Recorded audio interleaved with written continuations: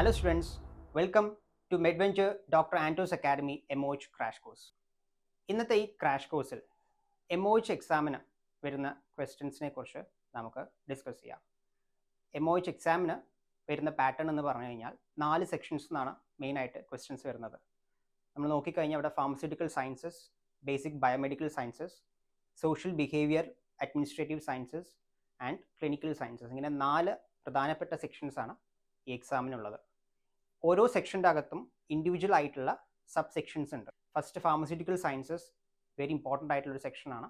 Pharmacology, pharmacokinetics, toxicology, natural products, medicinal chemistry എന്നിങ്ങനെയുള്ള എല്ലാ pharmacology related ആയിട്ടുള്ളതും ഈ സെക്ഷനിൽ കവർ ചെയ്ത് പോകും നമ്മൾ. നെക്സ്റ്റ് സെക്ഷൻ നോക്കുകയാണെങ്കിൽ ബയോമെഡിക്കൽ സയൻസസ് ആണ്. Biochemistry, microbiology related, immunology, physiology എന്നിങ്ങനെയുള്ള സെക്ഷൻസ് എല്ലാം ഇതിൻ്റെ അണ്ടറിൽ വരും. Third section social behavioural administrative sciences, വലിയൊരു സെക്ഷനാണ്, വളരെ ഇമ്പോർട്ടൻ്റ് ആയിട്ടുള്ള സെക്ഷനുമാണ്. ഇതിൽ കൂടുതലായിട്ട് കവർ ചെയ്ത് വരുന്നത് law, regulatory affairs, population based care, pharmacoepidemiology, health care delivery systems in public health, pharmacy practice management എന്നിങ്ങനെയുള്ള ഓരോ ടോപ്പിക്സും ഇതിൻ്റെ അകത്ത് കവർ ചെയ്ത് വരുന്നുണ്ട്.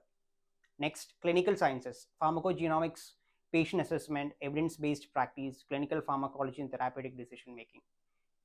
ഈ സെക്ഷൻസ് എല്ലാം ക്ലിനിക്കൽ സയൻസസിൻ്റെ അണ്ടറിലാണ് വരുന്നത്. നമുക്ക് ഇൻഡിവിജ്വൽ ആയിട്ട് ഓരോ സെക്ഷൻസും അതിൽ വരുന്ന സബ് സെക്ഷൻസും നമുക്ക് നോക്കാം. First pharmacology. ഫാർമക്കോളജി തന്നെ ഡിഫറെൻറ്റ് കാറ്റഗറീസ് ആയിട്ട് നമ്മൾ തിരിച്ചിട്ടുണ്ട്. അപ്പോൾ നമുക്ക് ഇൻഡിവിജ്വൽ ആയിട്ട് ഓരോന്നിലും ഏതൊക്കെ ക്വസ്റ്റ്യൻസ് ആണ് വരുന്നത് എന്നുള്ളത് നോക്കാം. Okay, first general pharmacology. ഇവിടെ ഈ സ്ലൈഡിൽ ബേസിക് ആയിട്ടുള്ള കുറച്ച് ഡെഫിനിഷൻസ് ആണ്, നിങ്ങൾ ഓൾറെഡി ക്ലാസ്സിൽ പഠിച്ചിട്ടുണ്ടാവും എന്ന് വിചാരിക്കുന്നു. എങ്കിലും ജസ്റ്റ് നോക്കാം എന്തൊക്കെയാണെന്നുള്ളത് നമുക്ക് നോക്കാം. Metabolism, biotransformation, xenobiotics. Metabolism is an essential pharmacokinetic process which render lipid-soluble and non-polar compounds so that they are excreted by various processes from the body. നമ്മൾ നേരത്തെ പഠിച്ചാണ് മെറ്റബോളിസത്തിൽ തന്നെ ആനബോളിസം, കാറ്റബോളിസം എന്ന് പറഞ്ഞിട്ട് രണ്ടായി തിരിച്ചിട്ടുണ്ട്. അപ്പോൾ it's a process by which things get metabolized and get excreted from the body. Okay. Biotransformation നോക്കുകയാണെങ്കിൽ it's a specific term used for the chemical transformation of xenobiotics in living organism. സിനോബയോട്ടിക്സിൻ്റെ ഒരു ട്രാൻസ്ഫർമേഷനെയാണ് നമ്മൾ ബയോട്രാൻസ്ഫർമേഷൻ എന്ന് പറയുന്നത്. Chemical transformation of xenobiotics. എന്താണ് xenobiotics നോക്കിക്കഴിഞ്ഞ് കഴിഞ്ഞാൽ any chemicals that are not nutrients. Okay, any outside കെമിക്കൽസിനെയാണ് നമ്മൾ സിനോബയോട്ടിക്സ് എന്ന രീതിയിൽ പറയുന്നത്. Chemical substances that are not nutrient for the body and enter the body through injection, inhalation and dermal exposure. അപ്പോൾ route of entering the body എന്നുള്ളത് കൊടുത്തിട്ടുണ്ട്. Injection, inhalation അല്ലെങ്കിൽ dermal through skin ആണെന്ന് കൊടുത്തിട്ടുണ്ട്. വൺസ് അത് എൻ്റർ ആയി കഴിഞ്ഞാൽ അതിനെയാണ് നമ്മൾ സിനോബയോട്ടിക്സ് എന്നുള്ളത് പറയുന്നത്. Okay, after a drug is swallowed, it is absorbed by the digestive system and enters the hepatic portal circulation. അപ്പോൾ നിങ്ങൾക്ക് അറിയാം, വൺസ് ഡ്രഗ് പോയി കഴിഞ്ഞ് കഴിഞ്ഞാൽ അത് എങ്ങനെയാണ് അത് അബ്സോർബ് ചെയ്യുന്നത്, ഡിസ്ട്രിബ്യൂഷൻ, മെറ്റബോളിസം, ADME പാരാമീറ്റേഴ്സ് എല്ലാം നിങ്ങൾ നേരത്തെ ക്ലാസ്സിൽ പഠിച്ചിട്ടുണ്ടാവും. അതാണ് നമ്മളിവിടെ ജസ്റ്റ് ബ്രീഫ് ചെയ്ത് പോകുന്നത്. It is carried through the portal vein into the liver before it reaches the rest of the body.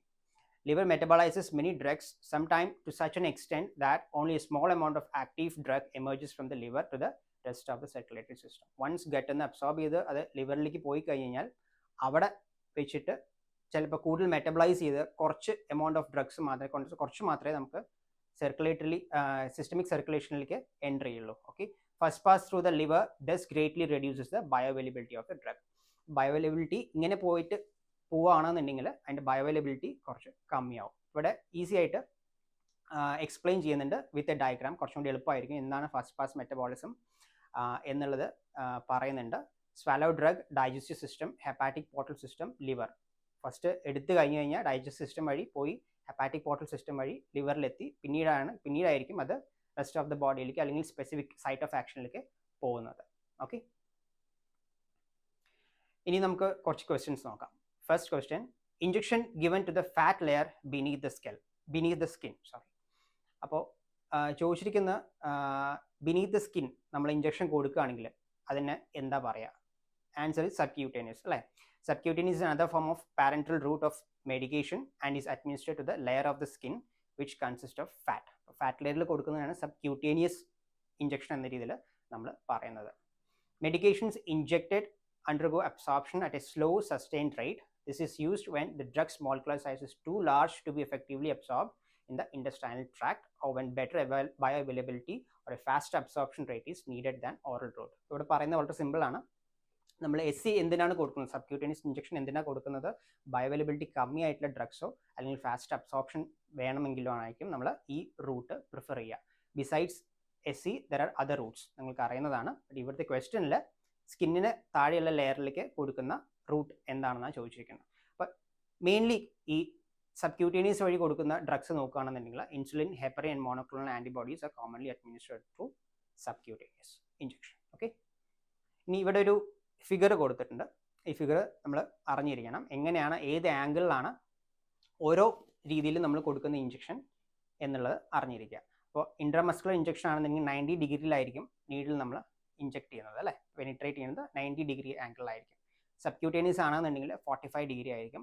Intravenous 25 and intradermal injection 10 to 15 degree. Just ഒന്ന് മനസ്സിലാക്കി വെക്കുക, ഇൻ കേസ് ചോദിക്കുകയാണെന്നുണ്ടെങ്കിൽ നിങ്ങൾക്ക് അറിയാൻ പറ്റും. സോ ഇൻട്രാമസ്കുലർ ഏറ്റവും inner ലെയറാണ്, muscle പറയുന്നത് ഏറ്റവും inner ലെയറിലേക്കാണ് വരുന്നത്. അപ്പോൾ 90 ഡിഗ്രി അവിടുന്ന് അങ്ങോട്ട് മുകളിലോട്ട് പോയാൽ മതി. സ്കിന്നിൻ്റെ ഇൻറ്റിഗ്യുമെൻ്ററി സിസ്റ്റം പഠിക്കുന്ന സമയത്ത് നിങ്ങൾ പഠിച്ചിട്ടുണ്ടാവും ഏതൊക്കെ ലെയേഴ്സ് ആണ് ഉള്ളതെന്നുള്ളത്. അപ്പോൾ ഏറ്റവും ഡീപ്പായിട്ട് വരുന്നതാണ് മസിൽ, പിന്നീട് വരുന്നത് സബ്ക്യൂട്ടീനിയസ്, IV, ഇൻട്രാഡെർമൽ ഇഞ്ചക്ഷൻ. അപ്പോൾ അതിനനുസരിച്ച് ഡിക്രീസ് ചെയ്തിട്ടാണ് ഇവിടെ വരുന്നത് 90 degree to all the way up to 10 to 15 degree. Okay, just ഒന്ന് ഈ ആംഗിൾ മാത്രം ഒന്ന് മനസ്സിലാക്കി വയ്ക്കുക. Next question, neonates suffer from coagulopathy.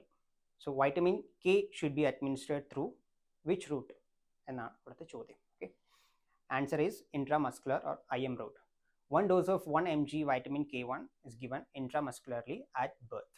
For neonates at high risk of hemorrhage, the first dose must be administered by IM. അപ്പോൾ ഇവിടെ നിയോനേറ്റ്സിനാണ് specific ആയിട്ട് ചോദിച്ചിരിക്കുന്നത്, അല്ലേ.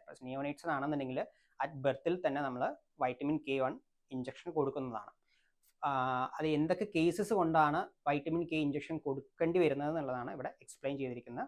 High risk of haemorrhage, premature neonatal disease, birth asphyxia, difficult delivery, any illness which will delay feeding, non hepatic diseases, maternal drugs inhibiting vitamin K activity. ഇതിൽ ഏത് കാരണം കൊണ്ടും ഹെമറേജിൻ്റെ റിസ്ക് കൂടുകയാണെന്നുണ്ടെങ്കിൽ ഓബിയസ്ലി വൈറ്റമിൻ K1 കൊടുക്കേണ്ടി വരും. അതാണ് പറഞ്ഞിരിക്കുന്നത്. Neonate suffer from coagulopathy, we have to give vitamin K1 injection via intramuscular route. Coagulopathy, also called a bleeding disorder, is a condition in which the blood's ability to coagulate, to form clot, is impaired. അപ്പോൾ എന്താണ് എന്നുള്ളതാണ് ഇവിടെ define ചെയ്തിരിക്കുന്നത്. ഇനി next question, what would be the expected change in the clearance of medications in acute renal failure? ഒരു acute renal failure സിറ്റുവേഷനിൽ ക്ലിയറൻസിന് വരുന്ന change എന്തായിരിക്കും എന്നാണ് ചോദ്യം. The answer is clearance of drugs eliminated mainly by the kidney decreases. അതെ, renal failure വരുന്ന സമയത്ത് kidney ആണ് എക്സ്ക്രീഷൻ എന്നുണ്ടെങ്കിൽ അതിൻ്റെ ക്ലിയറൻസ് റേറ്റ് കമ്മിയായിരിക്കും, ഡിക്രീസ് ആയിരിക്കും, അല്ലേ. Increased drug clearance leads to lower drug concentration and decreased drug clearance leads to higher drug concentration, hence greater drug effect. അപ്പോൾ clearance കൂടിക്കഴിഞ്ഞു കഴിഞ്ഞാൽ ഡ്രഗിൻ്റെ കോൺസെൻട്രേഷൻ കമ്മിയാവും. അതേസമയം ഡ്രഗിൻ്റെ ക്ലിയറൻസ് കമ്മിയാണെന്നുണ്ടെങ്കിൽ കോൺസെൻട്രേഷൻ കൂടും, നമുക്ക് അറിയുന്നതാണ്, അല്ലേ. To avoid harm, the dose of renally cleared drugs should be decreased in patients with renal disease. അപ്പോൾ റീനൽ ഡിസീസ് കണ്ടീഷനുള്ള ഒരു പേഷ്യൻറ്റിന് നമ്മൾ കൊടുക്കുന്ന സമയത്ത്, ഡ്രഗ് കൊടുക്കുന്ന സമയത്ത് കുറച്ച് ഡോസ് കമ്മിയായിട്ട് വേണം കൊടുക്കാൻ, കാരണം ക്ലിയറൻസ് പ്രോപ്പറായിട്ട് നടക്കില്ല. ഓക്കെ, ഇനി next question, glycogen is mainly stored and released from. അപ്പോൾ ഇവിടെ ചോദിച്ചിരിക്കുന്നത് സ്റ്റോറേജും റിലീസുമാണ്. Liver and skeletal muscles ആണ് answer. And the body does not need to use glucose for energy, it stores it in the liver and muscles. This stored form of glucose is made up of many connected glucose molecules and is called glycogen. അപ്പോൾ excess ആയിട്ട് glucose ആണെന്നുണ്ടെങ്കിൽ അത് ലിവറിലും മസിലും ആയിരിക്കും store ചെയ്യുക, അല്ലേ. Glucose storage ഫോമാണ് glycogen, നമ്മൾ പഠിച്ചിട്ടുള്ളതാണ്. അപ്പോൾ ഇവിടെ ഗ്ലൈക്കോജൻ്റെ സ്റ്റോറേജ് എവിടെയാണ് സ്റ്റോർ ചെയ്തിരിക്കുന്നത്, എങ്ങനെയാണ് റിലീസ് ചെയ്യുന്നതാണ് ചോദിച്ചിരിക്കുന്നത്. So the answer is liver and skeletal muscles. Okay, next ANS നമുക്ക് നോക്കാം. ANSൽ വരുന്ന questions. A 65-year-old male presents with lower urinary tract symptoms such as hesitancy, dribbling and frequent urination. Digital rectal examination reveals an enlarged prostate gland. What class of medications is commonly prescribed as first-line therapy for the management of his condition and how do they work? അപ്പോൾ ഇവിടെ ഒരു case describe ചെയ്യുന്നുണ്ട്, അല്ലേ. ഒരു 65-year-old മെയിലാണ്, lower urinary tract symptoms എല്ലാം കാണിക്കുന്നുണ്ട്. എക്സാമിനേഷനിൽ വരുന്നപ്പോൾ എൻലാർജ്ഡ് പ്രോസ്റ്റേറ്റ് ഗ്ലാൻഡ് ആണ് ഡയഗ്നോസ് ചെയ്തിരിക്കുന്നത്. അപ്പോൾ ഏത് ക്ലാസ് ആയിരിക്കും, ഫസ്റ്റ് ലൈൻ തെറാപ്പി ഏതാണ്, അതിൻ്റെ മെക്കാനിസം എങ്ങനെയാണെന്ന് ചോദിച്ചിട്ടുണ്ട്. അപ്പോൾ ടാംസ്ലോസിൻ ആണ് ഇവിടുത്തെ answer. Okay, alpha one adrenergic antagonists such as tamsulosin or terazosin work by relaxing the smooth muscles in the prostate and bladder neck. This relaxation helps improve urine flow and reduces symptoms like hesitancy and dribbling. അപ്പോൾ ടാംസ്ലോസിൻ ആണെന്നുണ്ടെങ്കിൽ ആൽഫ-1 adrenergic antagonistന്റെ action ആണ് അവിടെ വരുന്നത്. Once ആൽഫ-1 receptor block ചെയ്ത് കഴിഞ്ഞ് കഴിഞ്ഞാൽ smooth muscle relaxation നടക്കും. Once smooth muscle relax ചെയ്ത് കഴിഞ്ഞ് കഴിഞ്ഞാൽ ഈസി ആയിട്ട് യൂറിൻ ഫ്ലോ വന്നിട്ട് ഇമ്പ്രൂവ് ആവും. Okay, and it reduces the symptoms. ഇവിടുത്തെ സിംറ്റംസ് റെഡ്യൂസ് ആയിട്ട് വരും. So the answer is tamsulosin. Next question, drug for penicillamine induced neuropathic pain. അപ്പോൾ drug for penicillamine induced neuropathic pain എന്നും ചോദിക്കാം, may be drug induced neuropathic pain എന്നും ചോദിക്കാം. നമ്മുടെ ഇവിടുത്തെ മെയിൻ കീവേഡ് എന്ന് പറയുന്നത് ന്യൂറോപ്പതിക് പെയിൻ ആണ്. അപ്പോൾ ഇവിടുത്തെ കേസിൽ answer gabapentin. Okay, so gabapentin is commonly prescribed to alleviate neuropathic pain, and it will be effective in managing pain caused by various underlying conditions including medication related neuropathy. Okay, so gabapentin use ചെയ്ത് കഴിഞ്ഞ് കഴിഞ്ഞാൽ നമുക്ക് drug induced neuropathic pain control ചെയ്യാൻ നമുക്ക് സാധിക്കും. Okay, it's effective in managing pain caused by underlying conditions including this. അപ്പോൾ ഇവിടെ specific ആയിട്ട് പെൻസിലമീൻ കൊടുത്തിട്ടുണ്ടെങ്കിലും may be drug induced neuropathic pain ആണ് എന്നുള്ള രീതിയിൽ വന്നാലും if gabapentin is there we can choose gabapentin. Okay, next question, which of the following drugs is a mydriatic and cycloplegic agent? അപ്പോൾ mydriatic and cycloplegic agent എന്താണ്, ഏത് drug ആണെന്നാണ് ഇവിടെ ചോദിച്ചിരിക്കുന്നത്. അപ്പോൾ നമുക്ക് ആദ്യം അറിയണം എന്താണ് mydriatic agent, എന്താണ് cycloplegic agent എന്നുള്ളത് അറിഞ്ഞാൽ മാത്രമേ ഇതിന് റൈറ്റ് ആൻസർ എടുക്കാൻ പറ്റുള്ളൂ. Cycloplegic agents acts by paralyzing the sphincter muscles of the iris and thereby producing iris dilation, and by paralyzing the ciliary muscles which inactivates accommodation. അപ്പോൾ ഇത് effect ചെയ്യുന്നത് ഐയിലാണ് അല്ലേ. അപ്പോൾ ഐറിസ് മസിൽസിൻ്റെ paralysing the sphincter muscles of the iris, അത് കാരണം iris dilation ആയിരിക്കും നടക്കുക, which will inactivate the accommodation. ഇനി അതേസമയം മിഡ്രിയാറ്റിക് ഏജൻറ്റ് നോക്കിക്കഴിഞ്ഞാൽ പ്യൂപ്പിളിലായിരിക്കും ആക്ട് ചെയ്യുക. സൈക്ലോപീജിക് ആണെങ്കിൽ ഐറിസിലും, മിഡ്രിയാറ്റിക് ആണെങ്കിൽ പ്യൂപ്പിളിലും. ഇവിടുത്തെ കേസിൽ പ്യൂപ്പിളിൻ്റെ ഡയലേഷൻ ആയിരിക്കും മിഡ്രിയാറ്റിക് ഏജൻറ്റ് വരുന്ന സമയത്ത് ഡയലേഷൻ, മറ്റവിടെ ഐറിസിൻ്റെ ഡയലേഷൻ. ഓക്കെ, അപ്പോൾ ആൻസർ പറയുന്നത് എട്രോപ്പിൻ ആണ്. എട്രോപ്പിൻ is available as 0.5% and 1% solutions and ointment. Is one of the most powerful cycloplegic and mydriatic agents. After atropine has been instilled in an adult eye, it requires 10 to 14 days for accommodation to return and the pupil to return to its normal size. അപ്പോൾ നമ്മൾ ഐൻ്റെ physiology അല്ലെങ്കിൽ anatomy physiology പഠിച്ച സമയത്ത് നമ്മൾ പഠിച്ചിട്ടുണ്ടാവും എങ്ങനെയാണ് ഒരു vision form ചെയ്യുന്നത്, അതിൽ ഏതൊക്കെ മസിൽസ് ആണ് അതിനെ ഇൻവോൾവ് ചെയ്തിരിക്കുന്നത്, അക്കോമഡേഷൻ എന്താണ് എന്നുള്ളതെല്ലാം നമ്മൾ പഠിച്ചിട്ടുണ്ടാവും അല്ലേ.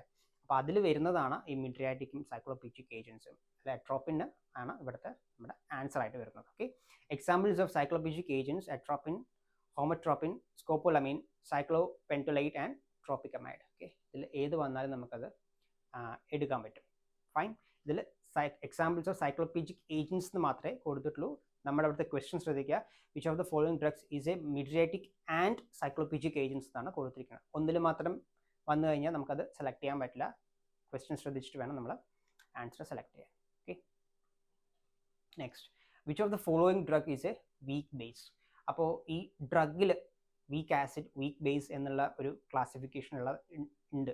അപ്പോൾ നമ്മളത് അറിഞ്ഞിരിക്കണം, ഏതാണ് വീക്ക് ബേസ്, ഏതാണ് വീക്ക് ആസിഡ് എന്നുള്ളത് അറിഞ്ഞിരിക്കണം. മേ ബി കാൽക്കുലേഷൻസ് വരികയാണെന്നുണ്ടെങ്കിലും നിങ്ങൾക്കത് ഹെൽപ്ഫുൾ ആയിരിക്കും. So coming back to this question, which of the following drug is a weak base? Atropine. Atropine is a muscarinic antagonist used to treat poisoning by muscarinic agents, including organophosphates and other drugs. Atropine is a weak base with a pKb of 9.8. Okay, അപ്പോൾ important ആയിട്ടുള്ള ഡ്രഗ്സിൻ്റെ ഏത് കാറ്റഗറിയിലാണ് വരുന്നത് എന്നുള്ളത് ഒന്ന് മനസ്സിലാക്കി വെക്കുക, whether it is weak acid or weak base.